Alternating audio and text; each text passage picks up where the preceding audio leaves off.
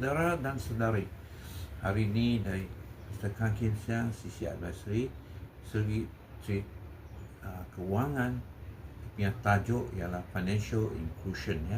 Jadi financial inclusion konsep, ya, apa kebaikan dan apakah keburukan dan apa kesan, ya.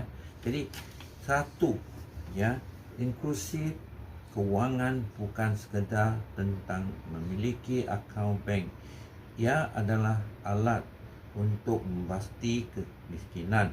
Jadi, memberikan golongan berpendapatan rendah menyimpan dan dengan selamat dan melabur dalam pendidikan atau perniagaan kecil. Jadi, mengurangkan penggantungan kepada lintah darat atau along. Jadi, kerana adanya akses kepada kredit mikro yang sah.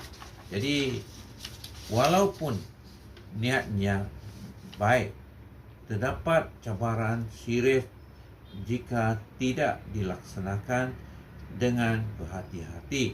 Jadi, walaupun akaun mampu milik, cas transaksi kecil dan faedah tersembunyi boleh membebankan, ya.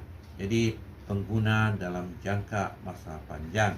Jadi, ketiga, kesan daripada segi ciri kewangan, ya, daripada perspektif ekonomi makro dan mikro, inklusif kewangan mengubah lanskap negara.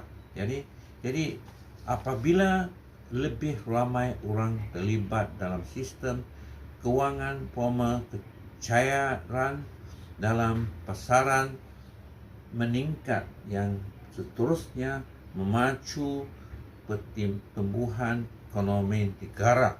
Jadi kestabilan sektor kewangan.